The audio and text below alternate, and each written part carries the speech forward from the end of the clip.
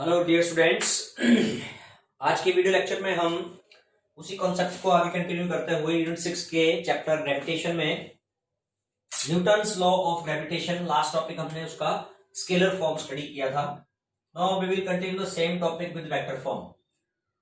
Vector form of Newton's law of gravitation. तो जैसा कि आप जानते हैं, न्यूटन्स लॉ ऑफ ग्रेविटेशन जो लास्ट टाइम हमने स्टडी किया था उसका डेफिनेशन स्टेटमेंट स्टडी किया था that the force between the two point masses, दो पॉइंट मासेस यहाँ कंसीडर किए गए, तो उनके बीच का जो फोर्स है उनके मासेस के डायरेक्टली प्रोपोर्शनल है। बॉडीज ए एंड बी जैसे कि लेट की गई थी और उनके सेंटर्स के बीच में डिस्टेंस लेट किया था हमने आर। ठीक है, masses m1 m2 in bodies के नाम कंसीडर किए गए। तो प्रीवियस उस टॉपिक में हमने बात की थी कि जो फोर्स है F equal to G m1 m2 by R square, उस फोर्स का हमने डायरेक्शन को डिस्कस वहां पर नहीं किया था, यानी कि वो स्केलर फॉर्म था इसका। लेकिन अब हम उन फोर्सेस को एज अ वेक्टर लेते हुए, क्योंकि ये दोनों बॉडीज एक दूसरे पर फोर्सेस एक्सर्ट करेंगी, तो हम नाम देते हैं F12 and F21। These are the two forces. F12 is the force acting on A by B.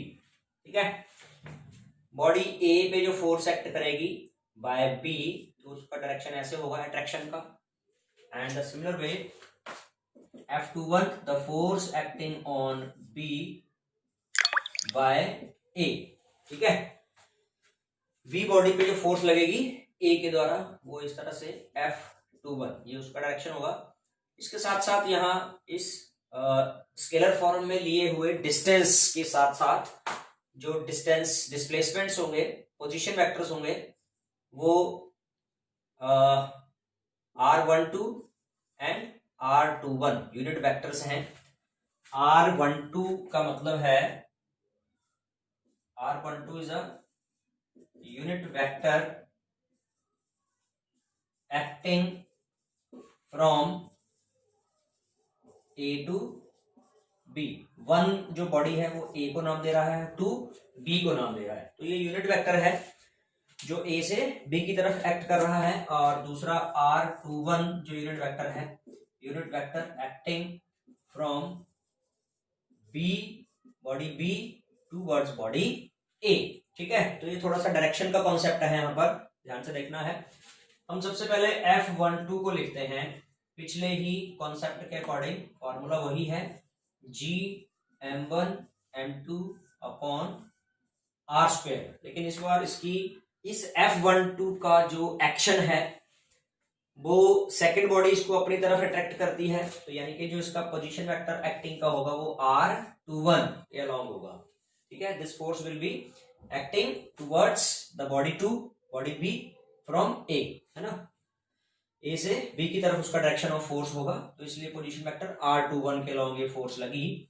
अब ये जो दोनों डायरेक्शन है F12 और R21, ये दोनों एक दूसरे से ऑपोजिट हैं, तो उसके लिए यहाँ पर एक माइनस साइन, और नीचे जो डिस्टेंस स्केलर क्वांटिटी है तो इसको सिमेट्रिकली, जैसे ये R21 यहाँ पर है तो उसको उसी के अकॉर्डिंग लिख देंगे, क्योंकि R21 और R12 अगर इसको हम एज अ स्केलर फॉर्म ले तो ये दोनों ही इक्वल हैं, चाहे ऐसे लिख लो या ऐसे लिख लो, ये इस R के बराबर ही रहेगा। जो डिस्टेंस है दोनों बॉडीज के बीच का, उसको चाहे A से B की तरफ मेजर करो या B से A की तरफ मेजर करो, it will be same. Is it clear? So नीचे डिनोमिनेटर में जो हमारा स्केलर क्वांटिटी है, डिस्टेंस है, उसको ऊपर वाले की तरह ही सेम सिमेट्री में ही रखेंगे हम। ठीक है,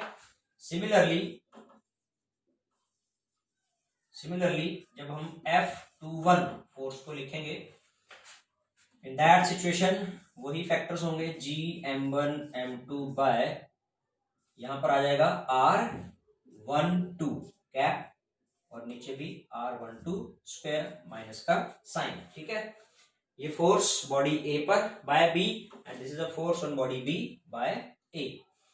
थोड़ा सा हम इन दोनों यूनिट वेक्टर्स की तरफ भी देखें तो ये क्योंकि वेक्टर्स हैं मैग्नीट्यूड में तो ये दोनों बराबर हैं, r12 r21, लेकिन जब वेक्टर ऊपर लगाएंगे हम तो डायरेक्शन के साथ सेंस अपोजिट है, इसलिए माइनस साइन आ जाएगा। That is r12 will be equal to negative of r21 in direction. ये चीज इंडिकेट कर रही है कि मैग्नीट्यूड में दोनों बराबर हैं, डायरेक्शन में ऑपोजिट हैं दोनों वेक्टर।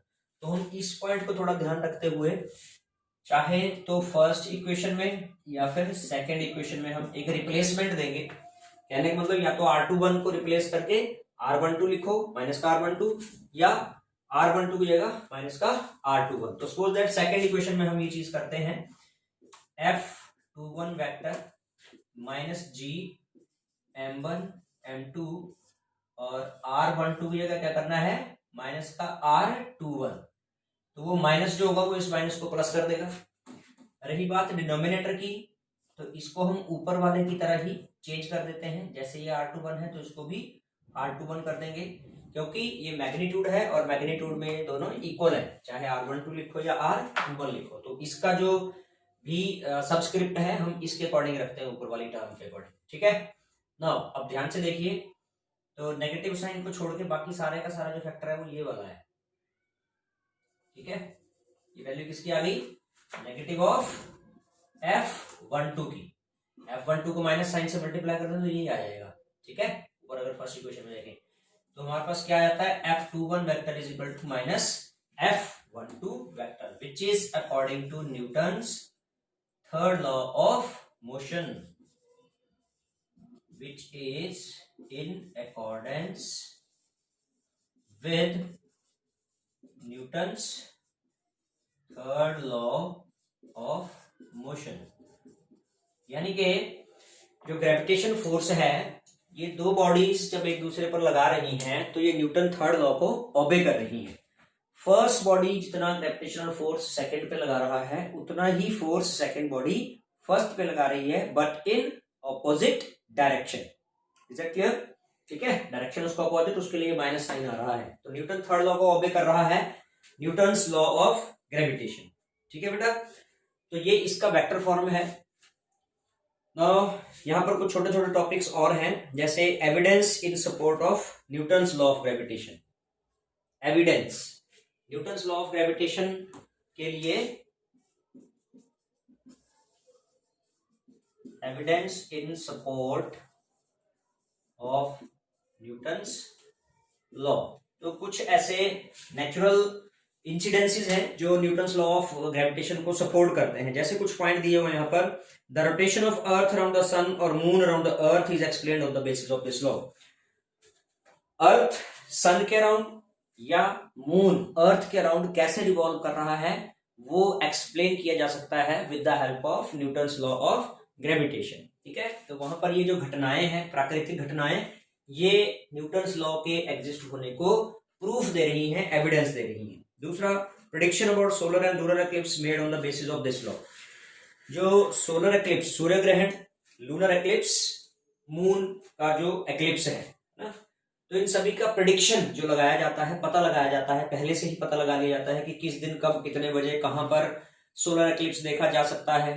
ठीक है, so these all predictions are based on Newton's law of gravitation पर बेस्ड है। तो ये अपने आप में ही जस्टिफाई हो जाता है जब वो कैलकुलेशंस सही होती हैं, तो इट मींस लॉ का भी जो अपना बेस है वो बिल्कुल एग्जैक्ट सही है। ठीक है, the formation of tides in the oceans is due to force of attraction.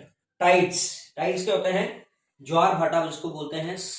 The water of sea rises up to large height, और उसके राइज होने के पीछे जो रीजन, जो एक्सप्लेनेशन दिया जाता है वो सन या मून का gravitational attraction force. Large mass of water gets attracted with the gravitational force of sun और मून, तो उसी की वजह से वाटर ग्रेविटेशनल फोर्स के अगेंस्ट, अर्थ की ग्रेविटेशनल फोर्स के अगेंस्ट राइज करता है, and that is the evidence. ये भी एक एविडेंस है जो सपोर्ट करता है न्यूटन्स लॉ ऑफ ग्रेविटेशन को। तो ये कुछ एक पॉइंट्स हैं। इसके साथ एक पॉइंट और दिया जा रहा है, the predictions about the orbits and time period of modern artificial satellites. Modern time में बहुत सारे डिफरेंट कंट्रीज जो हैं वो आर्टिफिशियल सैटेलाइट्स को लॉन्च करती हैं अराउंड अर्थ। पर्पस बहुत सारे हो सकते हैं, कम्युनिकेशन के पर्पस हैं, या फिर कोई अपना किसी आर्मी या नेवल विंग के लिए, एयरफोर्स के लिए, जो भी रिसर्च पर्पस भी हो सकते हैं, साइंटिफिक रिसर्च पर्पस भी हो सकते हैं, या अपने डिफेंस मैकेनिज्म को स्ट्रॉन्ग करने के लिए भी आर्टिफिशियल सैटेलाइट्स छोड़े जाते हैं, लॉन्च किए जाते हैं। तो वो सभी जो बेसिक जिन कैलकुलेशन पर बेस्ड उनको लॉन्च करने से पहले की जाती हैं, वो सारी कैलकुलेशंस इसी न्यूटन्स लॉ ऑफ ग्रेविटेशन पर बेस्ड हैं। तो वो भी एग्जैक्टली सही पाए जाते हैं, सक्सेस होते हैं। It means Newton's law of gravitation जो है वो एक अपने आप में उसको एविडेंस मिल रहा है कि वो सही है, एग्जैक्ट है। So this is all about here the topics. Now is the important characteristics of gravitational force. ये अपने फर्स्ट लॉ में भी, फर्स्ट चैप्टर में भी स्टडी किया हुआ है कि इस फोर्स के जो इंपॉर्टेंट कैरेक्टरिस्टिक्स हैं, गुण हैं, विशेषताएं हैं, important characteristics of gravitational force. तो देखिए वन बाय वन हम कुछ पॉइंट्स यहां स्टडी करते हैं। ऐसे फर्स्ट पॉइंट दिया है that it is independent of nature of intervening medium. दो ऑब्जेक्ट्स के बीच में मीडियम किस तरह का है उससे ये फोर्स इंडिपेंडेंट है, डिपेंड नहीं करती है। दूसरा पॉइंट है इंडिपेंडेंट ऑफ प्रेजेंस और absence of other bodies. Gravitational force सिर्फ डिपेंड कर रही है कि जिन दो बॉडीज के बीच में ये एक्सर्ट हो रही है उनके ही मासेस और उनके बीच के डिस्टेंस पे डिपेंड कर रही है। सराउंडिंग में और कौन कौन सी बॉडीज इसके आसपास एग्जिस्ट कर रही है उस पर ये डिपेंड नहीं करती है। ठीक है। Next point is independent of nature and size of the bodies till there masses remain same. Body का मास इतना ही रहे, उसका साइज बड़ा हो जाए, तो साइज से ये जो फोर्स है वो इंडिपेंडेंट है। अगर मास में कोई चेंज नहीं होता है तो बेशक साइज डिक्रीज हो जाए या इंक्रीज हो जाए, the force will remain same. ठीक है। Next point is it obeys third law of motion. ये भी अभी हमने देखा, ये भी इसके इंपॉर्टेंट कैरेक्टरिस्टिक्स में है कि यूनिवर्सल लॉ ऑफ ग्रेविटेशन जो है ये ओबे करता है Newton's third law of motion. That is कि एक बॉडी दूसरी पे जितनी फोर्स लगाएगी, दूसरी बॉडी भी पहले वाली पे उतना ही फोर्स ऑपोजिट डायरेक्शन में लगाएगी। ठीक है। एक पॉइंट आ रहा है इसमें कि ये सेंट्रल फोर्स है। Gravitational force is central force. Central force से मतलब है it acts along the line joining the centres of two bodies. दो बॉडीज के सेंटर्स को मिलाने वाली लाइन के अलोंग ये फोर्स एक्ट करती है, इधर उधर ऊपर नीचे दाएं बाएं और कहीं एक्ट नहीं करती है। ठीक है। And the next point is the gravitational force is conservative force. Conservative force, conservative force पीछे चैप्टर में आप पढ़ चुके हैं, फोर्थ यूनिट में वर्क एनर्जी वाले में, कि वो फोर्सेस जो जिनके अगेंस्ट या जिनके द्वारा किया हुआ वर्क सिर्फ इनिशियल और फाइनल पॉइंट्स पे डिपेंड करता है and does not depend upon the path followed. ठीक है। तो ये ग्रेविटेशनल फोर्स भी कंजर्वेटिव फोर्स है, क्योंकि इस ग्रेविटेशनल फील्ड के अंदर किया हुआ जो वर्क है, इसके अगेंस्ट या इसके द्वारा किया हुआ जो वर्क है, वो सिर्फ जिस पॉइंट से बॉडी को डिस्प्लेस करना है, इनिशियल पॉइंट से फाइनल पॉइंट के बीच के स्ट्रेट डिस्टेंस के ऊपर ही डिपेंड करता है। पाथ फॉलो क्या किया गया इस पर डिपेंड नहीं करता है। And such is the characteristics of conservative force. Now continuing, the next topic is deduction of Newton's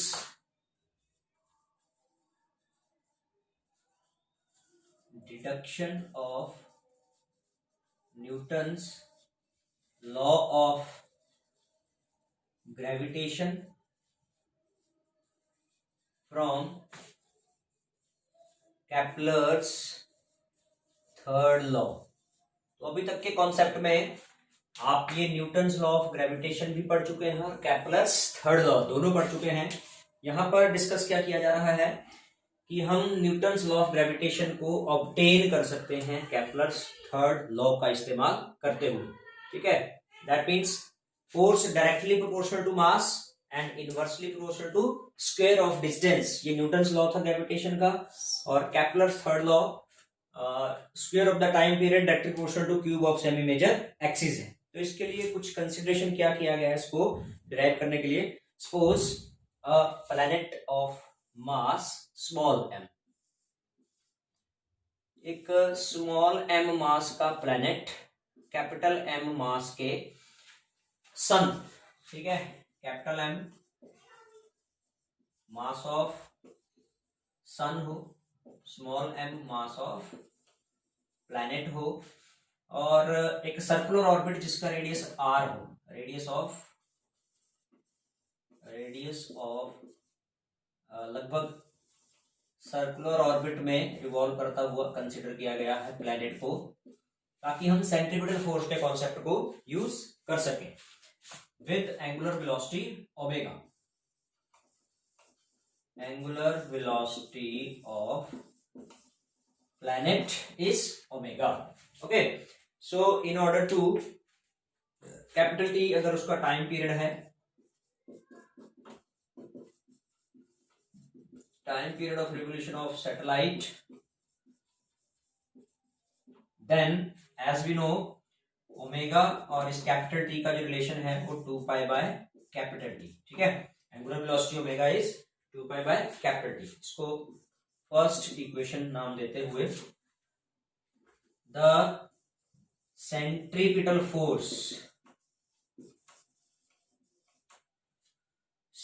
force on the planet, ठीक है, प्लैनेट पे जो सेंट्रीपिटल फोर्स है F equals to m omega square into r, है ना। दो फॉर्मूले होते हैं, या तो mv स्क्वायर अपॉन r या एंगुलर वेलोसिटी की फॉर्म में लिखा तो m omega square into r, ठीक है। m r को हम पहले लिख लेते हैं, ओमेगा स्क्वायर का मतलब हो गया, ऊपर इक्वेशन है आपके पास ओमेगा की 2 पाई बाय कैपिटल T का स्क्वायर। थोड़ा सा सॉल्व करें इसको तो 4 pi square m r upon T square, ठीक है। ये इक्वेशन ऐसे बन जाती है, सेंटीमीटर फोर्स का formula 4 pi square m r upon T square. Let it as equation number 2। इसको इक्वेशन नंबर 2 यहीं पर छोड़ दो। Now from Kepler's third law, Kepler का जो थर्ड लॉ है वो क्या कहता है, T square equals to K R cube. पहले तो वो है ना T square directly proportional to R cube, and after that proportionality sign को हटा के कांस्टेंट के लिया गया। तो इस टी स्क्वायर की जगह ये के आर क्यूब हम रखेंगे। इक्वेशन नंबर 3 देते हुए यहां लिखेंगे यूजिंग इक्वेशन 3 इन इक्वेशन 2। तो आपके पास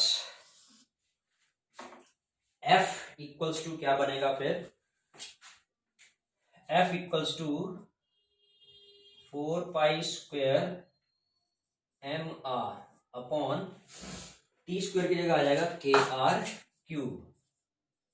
अब r से एक पावर कैंसिल हो गया, r स्क्वायर बच गया, 4 pi square divide by k, इसको हम अलग लिख लेते हैं, और m अपॉन r स्क्वायर ये अलग हो गया। आप इस 4 पाई स्क्वायर अपॉन k को एक ब्रैकेट में कर लो, क्योंकि एक कांस्टेंट टर्म है सर, कांस्टेंट टर्म, 4 कांस्टेंट है, पाई की वैल्यू कांस्टेंट है, k एक कांस्टेंट है, तो ओवरऑल पूरे का पूरा फैक्टर जो ब्रैकेट के अंदर है वो कांस्टेंट है। इट मींस फोर्स जो है वो डायरेक्टली प्रोपोर्शनल टू मास के है और inversely proportional to square of distance के है, which was in accordance with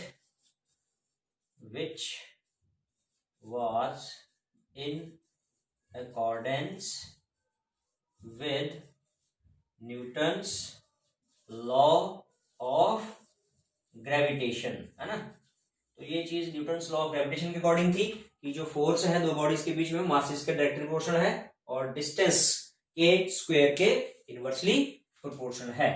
so this is all about, तो ये डिडक्शन हुआ न्यूटन्स लॉ ऑफ ग्रेविटेशन का केपलर थर्ड लॉ को यूज करते हुए। तो आज के वीडियो लेक्चर में इतना ही। Next topic we will continue in the next video lecture. Till then be safe and keep studying. Okay, bye.